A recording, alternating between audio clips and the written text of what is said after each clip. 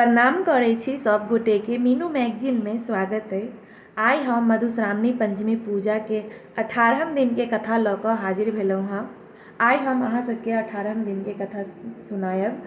आई 18 दिन के कथा में गौरी जे तपस्या करऽ गेलखिन, कठिन तपस्या केलखिन महादेव के लेल, से कथा सुनायब। काल्हि हम गौरी के कथा शुरू केने रही। आई हम गौरी तपस्या करऽ गेलखिन से सब कथा सुनायब। पबनैतिन सब कथा अहाँ सब पूरा सुनब। कथा सुनऽ से पहले अहाँ सब बिनिया दोहा जरूर सुनि लेब। बिनिया दोहा अहाँ सबके हमर दोसर वीडियो में भेट जायत। आब कथा सुनल जाऊ। कथा शुरू करै छी। काल्हिखन महादेव कामदेव के जरा कऽ भस्म कऽ देने रहथिन। आब ओहिसँ आगू के कथा सुनू। आब रति अपन स्वामी के भस्म होइत देख मूर्छित भऽ गेली।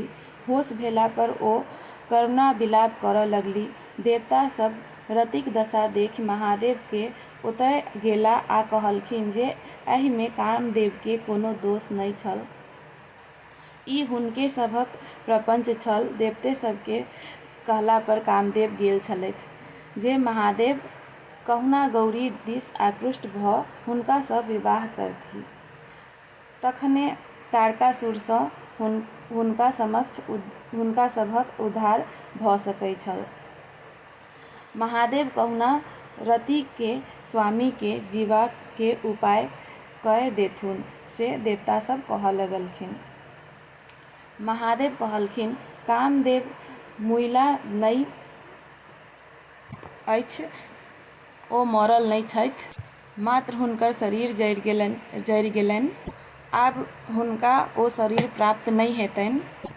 समुद्र में सब्बर नामक दैत्य अछि। रति ओतऽ जाय अखन ओकरे संग रहती। द्वापर में श्री कृष्ण का बेटा प्रद्युम्न भय जन्म लेता। कामदेव जनैमते शंबर हुनका उठाय क अपन नगर लय जयता। रति के ओतहि प्रद्युम्न रूप में कामदेव भेट जेता। आ जखन ओ पैघ हेता तखन शंबर के मारि ओकर धन संपत्ति सहित रति के द्वारिका लऽ जेता आ रति सँ ओतऽ विवाह कय सुख विलास करता। ई बात देवता सबके कहि महादेव अंतर ध्यान भऽ गेला। रति शंबरक ओतऽ आश्रय लेबाक हेतु विदा भेली आ कामदेव सँ पुनर्मिलन के प्रतीक्षा करऽ लगली।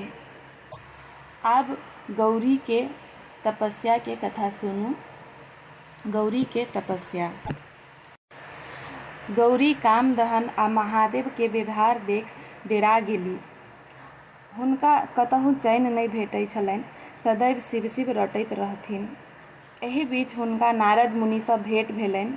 ओ महादेव के प्राप्त करबाक उपाय पूछलखिन। नारद कहलखिन, बिना तपस्या के महादेव के ओ प्राप्त नहि कऽ सकै छथिन। महादेव के दर्शन कठिन अछि, हुनका केवल तपस्या सँ प्राप्त कऽ सकै छथि ओ। तखन सखी सब महारानी मैना के सब बात कहलखिन। मैना गौरी के बजा कऽ कहलखिन, अपनहि घर में सब देवता अछि, एहन सुकुमारी शरीर सँ वन में तपस्या केला सँ बड्ड कष्ट होयत अहाँके। तैं हेतु हमर विचार जे घरे में अहाँ तपस्या करू। मुदा गौरी के ई बात नहि जँचल। बिना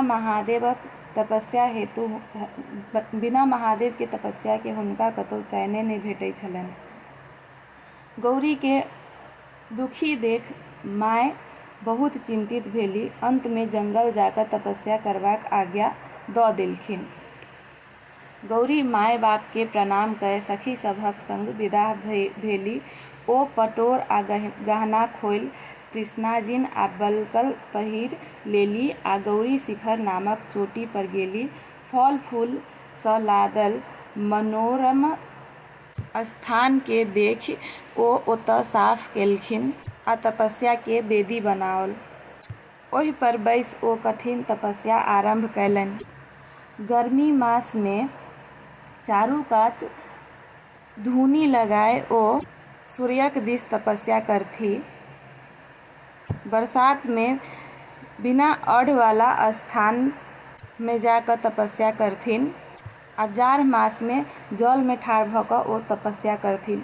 ओ अपन खूब कठिन तपस्या के करैत रहथिन महादेव लेल। जे कठिन तपस्या मुनियो सबसँ नहि पार लागल से कठिन तपस्या एकटा सुकुमारी कन्या के करैत देख मुनि सब हुनका दर्शन करय आबय लगलाह। सब हुनक प्रशंसा करय लगलाह। ओहि आश्रमक अद्भुत हाल छल। ओतय गाय सिंह सब एके घाट में पानि पीबैत छल। गौरीक तपस्या प्रताप सँ कैलाश आ गौरी शिखर में कोनो अंतर नहि रहल। गौरी सँ प्रभावित भऽ ऋषि मुनि सब नारद संग महादेव ओतय गेलाह। हुनका सब विनम्र भऽ कहलखिन जे हे महादेव, गौरी तऽ एहन तपस्या कऽ रहल छथिन जेहन आइ तक कियो नहि केने छल और आगू केओ नहि कऽ सकैया। आब अपने हुनका पर प्रसन्न भऽ हमरा सबके तारकासुर सँ उद्धार करू।